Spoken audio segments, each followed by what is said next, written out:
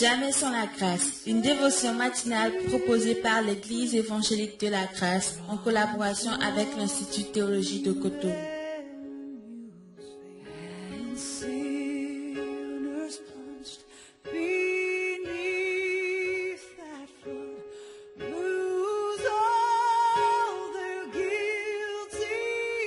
Bonjour chers amis, chers internautes, nouvelle journée, bienvenue dans la provision de ce matin, jamais sans la grâce. Seigneur, merci de bénir cette dévotion au nom puissant de Jésus-Christ. Amen. Matthieu chapitre 16, le verset 18 où il est écrit « Et moi je te dis que tu es Pierre, et que sur cette pierre je bâtirai mon église, et que les portes du séjour des morts ne prévaudront point contre elle. » Amen. Donc, nous découvrons ce merveilleux verset et une chose, juste pour aller un peu plus loin. Ici, Jésus considère l'église comme un édifice qu'il s'agit, ou en tout cas qu'il doit bâtir. C'est quelque chose de magnifique. Un édifice, ça c'est l'église, et qu'il faut bâtir. Parfois, nous rentrons dans l'église et on dirait que nous sommes dans un monde parfait, ou en tout cas dans notre expérience où tout doit aller bien. Et il suffit de rencontrer le moindre problème dans l'église et on est scandalisé, entre guillemets. Comme l'a dit quelqu'un, il dit l'église était parfaite jusqu'au jour où j'étais rentré dedans. Vous savez, qu'est-ce qu'il voulait dire par là? Que le problème, c'est jamais les autres, mais le problème, c'est nous-mêmes. C'est nous-mêmes.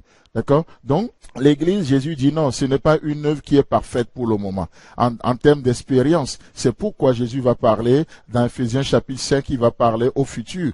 En disant quoi? Oui, qu'il va présenter un jour cette église à son Père, cette église sans tache, ni ride, ni rien de semblable. Une église glorieuse. Mais dans notre expérience, il faut aussi être honnête et réaliser que parfois nous sommes loin de ça. Nous sommes loin de ce qu'il dit de nous. Mais c'est un objectif à atteindre. Donc, l'église est encore en chantier. Et quand je parle de l'église, parce que le mot que Jésus utilise en parlant de l'église ici en hébreu, c'est le mot kahal qui désignait les convocations solennelles du peuple d'Israël.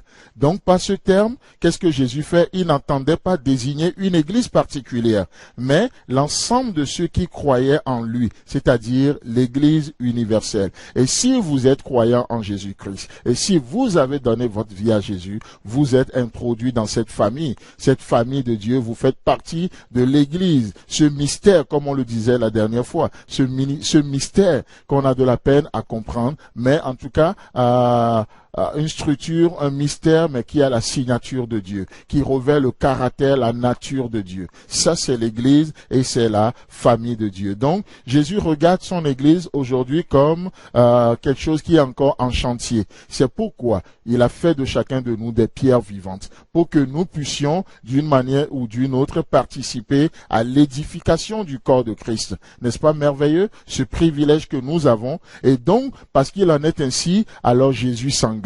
Et c'est ce que nous voyons ce matin. Il s'engage encore. Il s'engage. Parfois, tu peux voir ta vie. Peut-être tu vois ta vie ce matin, c'est encore en chantier. Il y a les clous là où ça doit pas être. Il y a les briques là où ça doit pas être. Il y a des trucs inachevés, machin, tout ça là. Mais c'est pas grave. Nous continuons le chemin avec Dieu. Nous sommes dans un processus. D'accord? Nous sommes dans un processus et nous irons ensemble de l'avant. Pourquoi? Parce que celui qui nous a sauvés s'est engagé lui-même. Je bâtirai mon église.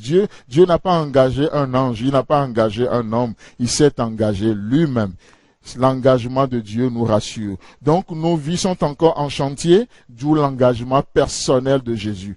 L'engagement personnel de Jésus. Et juste pour finir ce matin, je vous propose un verset magnifique dans Ésaïe chapitre 62, quelques versets, déjà le verset 1, le verset 6 et 7 où il est écrit: Pour l'amour de Sion, je ne me tairai point.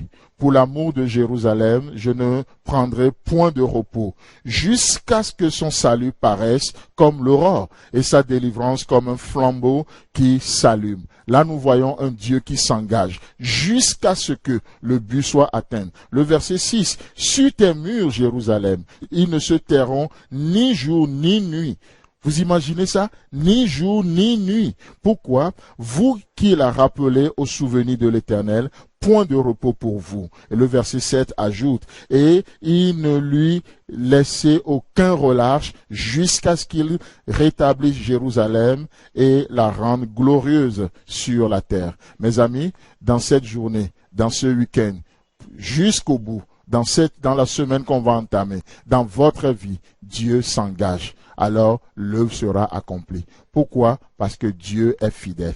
Amen. Il ne sera jamais l'auteur d'une œuvre inachevée. Que Dieu vous bénisse et agréable week-end à C'est tout vous. le temps que nous avons. Si vous avez aimé cette dévotion, parlez-en à vos amis. Parlez-leur du message de la grâce et de ce qu'il fait dans vous. Pour un sujet de prière, une question ou plus d'informations, contactez-nous. Téléphone 64 88 35 87 ou 96 42 69 05 ou par WhatsApp au 94 75 80 20.